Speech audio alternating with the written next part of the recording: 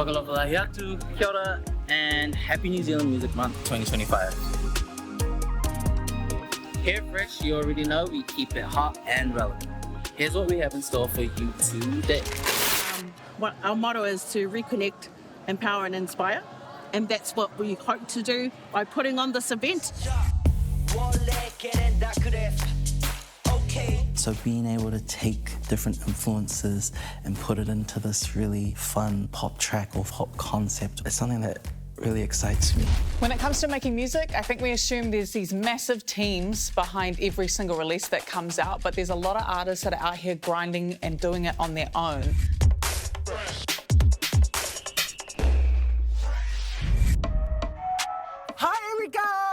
Yo, what's up, fam? It's your boy JP. And it's me, Avis Lopetti, and this is another episode of what? Fresh out of water, baby! Fresh out of what? Fresh out of water! Follow us. Come with us.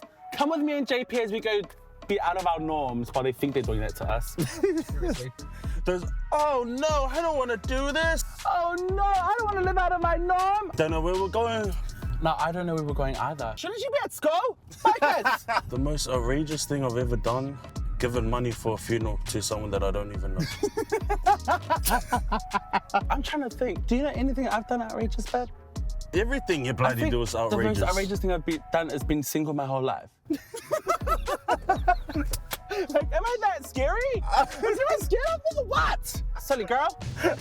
When we went over the harbour bridge, I thought we were going to Aipara, Port and Leisure Centre. Yeah. What the hell? Oh, Welcome to Glenville Pool and Leisure. I'm Sarah. JP. Thank you, Sarah. I'm Albert. Nice to meet you. So nice to meet you. We would like to invite you to join our session today and learn a little bit about artistic swimming. Synchronized swimming. I reckon that'll be Is pretty it? good. Synchronized swimming? Yep, Synchronized Swimming. So North Harbour Artistic Swimming Club, we used to be Synchronized Swimming, but there's been a name change in the past couple of years. We've been training at Glenfield Pool for over 35 years. It's taking gymnastics, dance, and swimming and putting it all together, and it's just an absolutely beautiful sport. Always welcome boys, girls, all ages. So Lucky. now's your What about chance. pension? I'm only Gold 21, card. so that's Perfect. I don't think Tonga has a team, so we can. Well, you could do I it. want to do Auckland. I'm sorry, New Zealand. I actually have an ear infection today, so I might be best off just spectating half in, Oh half no, out. no spectating allowed. We Yeah, will all find I have is something out of the excuses. water. Let's go. All right, let's Ready. do it. Let's go. All right, hey girls, we have some special guests joining us tonight. I want to introduce two new team members to you. Malolele everyone, my name's JP Foliaki. I'm an artist from South Auckland. Thank you so much for having us. I have a PhD in swimology. Hi everyone, I'm Elvis. I'm so excited to be here. I love pretending that I'm the best synchronized swimmer at the pool at home. Do you guys mind if I just get a little bit comfortable over here? Sorry girls, you might just need to shuffle a little over there. Do you have this at home? Oh, okay, sweet. You guys can get it from Mangere or Otara. Or Otahu. Sorry. Hold hands to hands. This is And a then friendly go down. Down. Oh my gosh. Go. Ouch. Oh my God. And front. Good. Good. Okay. Face the front. 4, 3, 2, and hold the 4. Stay. 1, 2, 3, 4, and back. Oh, back. Behind your head. Yeah, and then so you try to join hand to hand. If you snap my arms off, you're getting away. Stay, Rose, stay. You can't even do anything. Seriously, you suck. Yes, I'm doing it.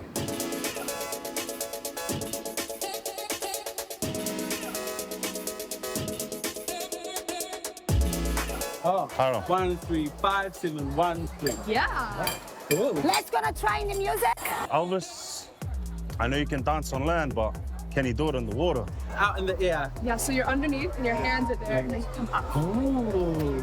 1, 3, 5, 7, 1, 3, 5, 7, 1, 3, 5.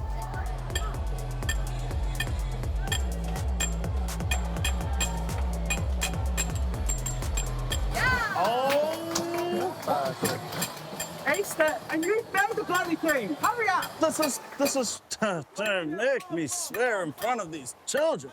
3, 2, 1, action.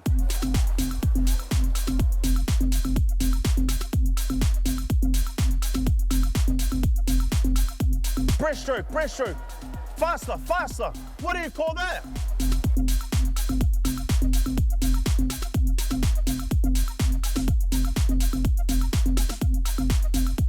That looked really tiring and I wasn't even doing it, but Elvis, how did you find it? Newfound respect for these artistic swimmers. Such a hard job being in the pool. I was trying to find ways to breathe through my nose and flip and try to stay above the water. It's crazy and insane. And yeah, it's crazy and insane in there. So mad, new respect, new respect. I feel that I want to invite you to be in our team because we need to have, okay, a boy. So it will be fantastic if you can join with us. to do a mixed duet. And what about my coaching? Do I get a call back for coaching? One thing that's really important that you have. Yes. Yeah. So you are very excited, you know? So And that's us for Fresh Out of Water. Keep it fresh.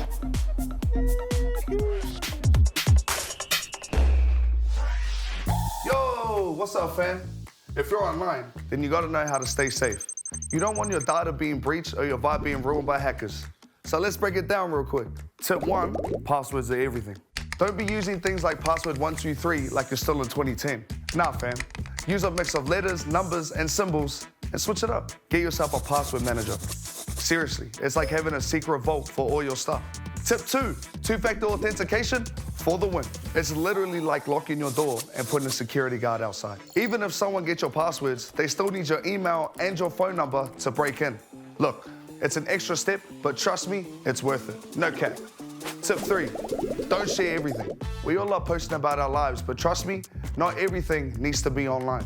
Things like location, your full name, and your birthday should all be on lockdown. And if some random asks you for your personal details, block them, period. Okay, this one's big. Phishing. Don't be falling for all of these emails from banks and admins saying that your account's being hacked and you need to click a link. You're gonna end up with a virus, or even worse, your data being put onto the dark web. And just remember, if it's too good to be true, it probably is. Stay safe, keep the vibes up, and keep the internet fun. The earliest memory I always have of music is me singing "Hit Me Baby One More Time" in the lounge.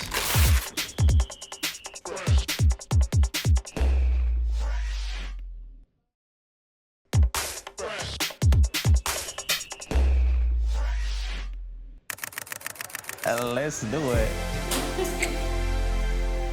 The feeling I get when I listen to music, there's nothing that compares to it.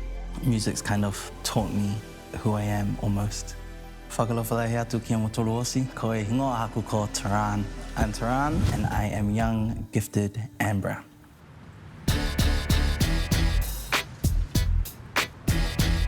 The earliest memory I always have of music is me singing "Hit Me Baby One More Time" in the lounge. Since then, I've always had that kind of pop star dream. I am of Niuean and Samoan descent. It's interesting trying to make pop music with a brown face, but it's something I really love. I really love the idea of kind of making music for people like me. Even if I wanted to, I can never be you. It's a scene I played again and again in my head. So I have always grown up listening to pop music. Like the Pop Girls that's on my playlist, you know. So I really enjoy the challenge. For instance, like K-pop. So many Pacifica kids are so into that stuff, you know. It just pulls from so many different genres. So being able to take different influences and put it into this really fun pop track or pop concept, it's something that really excites me. And something I think we could do with a bit more representation. And I'm inspired by a lot of things when I write. As a kid, I grew up being really quietly queer. And I think a lot of those feelings I haven't been able to really express properly.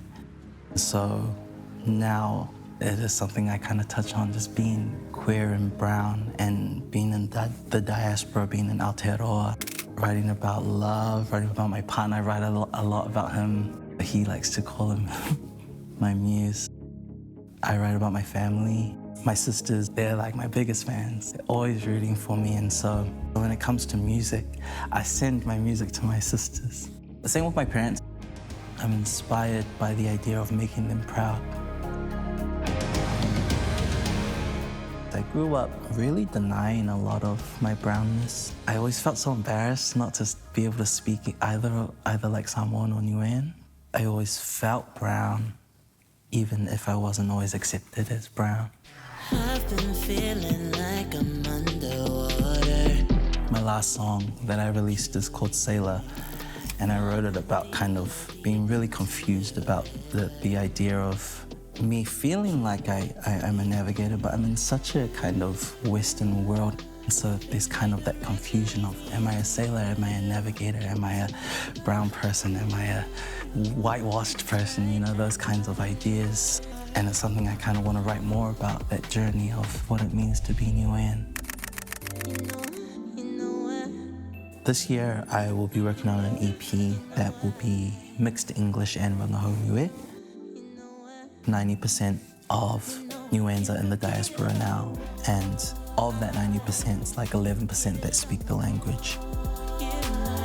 My idea around it is that if I can pick up like a language because I listen to K-pop, surely there are other people that can pick up Rangaho Niue if they're just consuming the type of media that they actually want to consume. I have a responsibility almost to engage with Niueans in the diaspora, because I know if I had Rangaho music that I really connected to, I think I maybe would be a lot more confident in speaking it.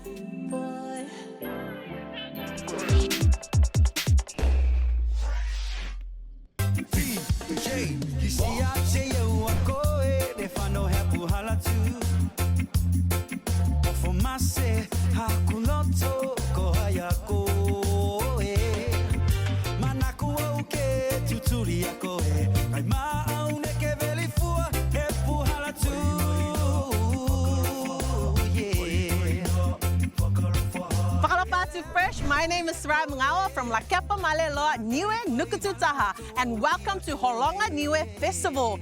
This is the largest Niue gathering we've had in history, 2,000 performers, and there's more attending. There's 13 villages all here, all the beautiful colors, the music thriving. It's amazing to see all these people here to celebrate our Niue language and culture. Let's go find out what they have in store. This is the area where everyone is getting ready for the real performance to happen inside. And what village do we have here?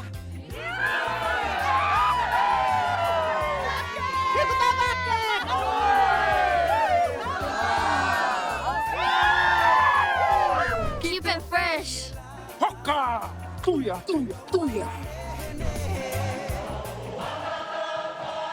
Utaki Whalawhaiatu Matali. We are here to celebrate this important event, Honga New Festival. Tell us, how does it feel as an organizer? At Three Star Nation, our motto is to reconnect, empower and inspire. And that's what we hope to do by putting on this event. And that's what the message is for people to reconnect with your maanga, reconnect with your people. Inspire others who aren't here yet, and empower others to come and get amongst it. So we are looking at about over 1,200 performers themselves and about 2,000 or just a little bit over spectators coming through. So it's a pretty big event. We have 4 generations in some instances. So you have the babies here with their parents, their grandparents and their great-grandparents. How awesome is that to see at one event? For the songs, there's a lot of compositions that we've heard, but there are some that are very traditional that we've not yet heard before. So this is our chance to revive a lot of that. It is our chance to hold on and teach the next generation to ensure that our culture, our Rangaho Niue continues to live on for generations to come. This is the first Niueans we've ever seen. I'm so proud of our young Niuean people, in which we call them the Honga Niue, first of its kind, to be held here in Auckland. And we are very proud that they continue to keep the culture alive, to maintain it and platform it for everyone to see today.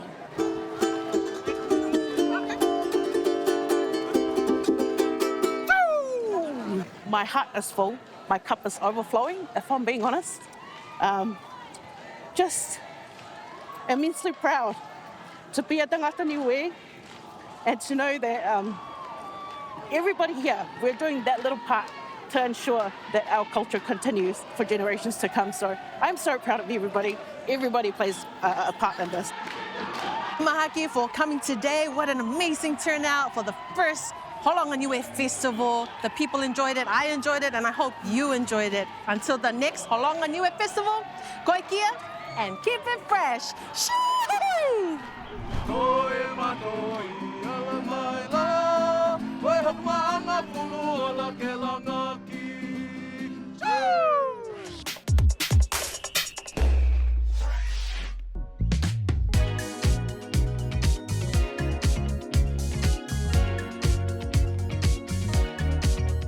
Mom's my father's ready. I gotta go get that. Don't go anywhere. I'll see you after the break. Oh, just like, let me talk to my team about it and like, I'll get back to you. I went to my team, which is just me. And I was like, oh, hey, bro, it just doesn't fit with like what I'm trying to release. It's like, not aligning right now, eh? It's like,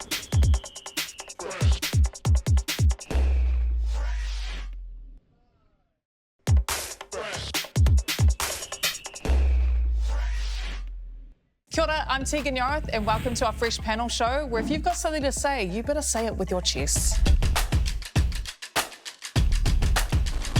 When it comes to making music, I think we assume there's these massive teams behind every single release that comes out, but there's a lot of artists that are out here grinding and doing it on their own.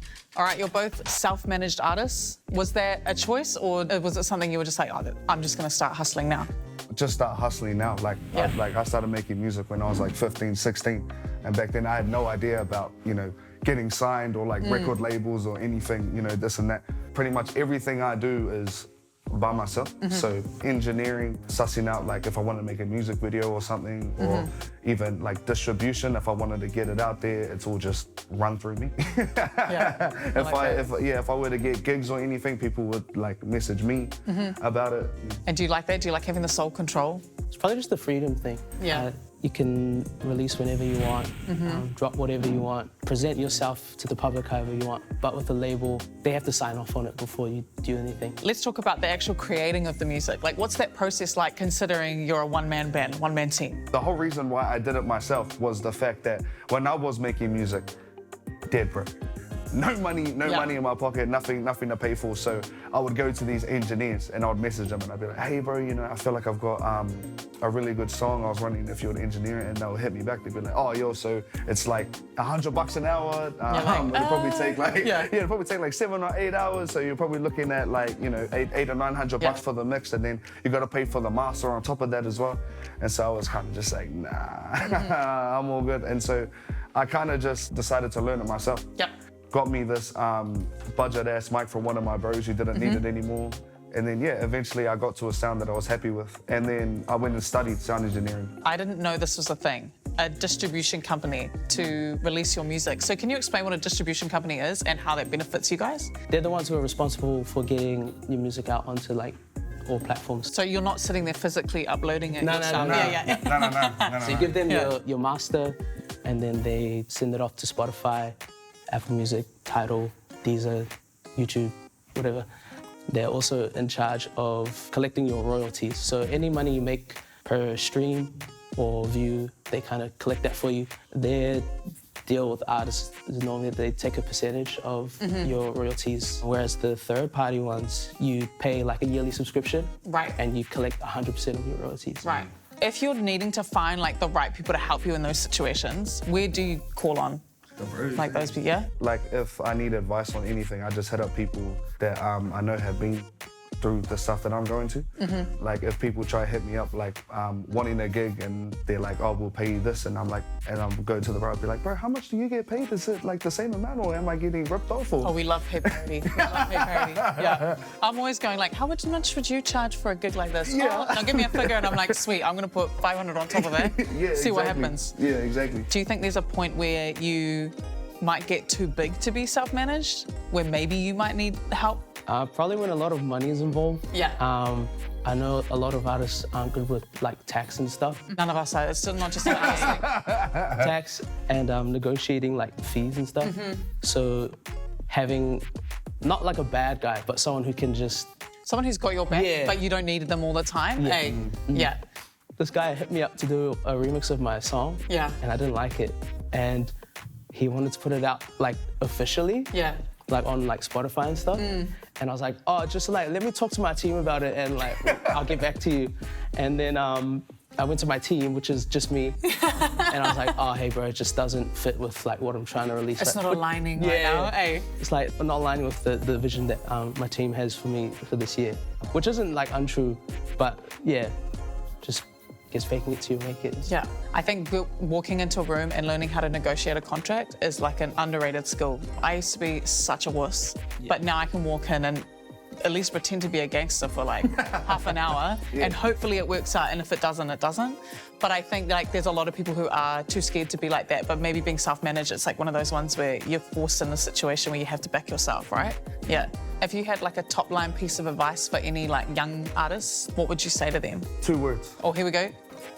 Just release. Oh, just nice. release, man. Yeah. I'm telling you, especially if you're young, I would say just throw things at the wall and see what sticks, you know what I mean? Especially if you meet people and they're like, oh, bro, play me some of your songs. And you're like, oh, I don't have any. Yeah. Let me find this weird Dropbox link that I can play you later. I know. I think the consistency is key, eh? Yeah. Yeah, definitely.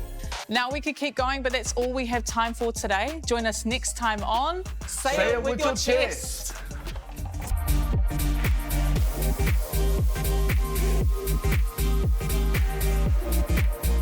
Okay, well, thank you for hanging out with me today. I had so much fun, fam.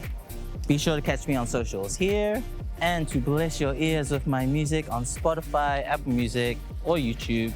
And remember to keep it fresh. So, what do you do for a living?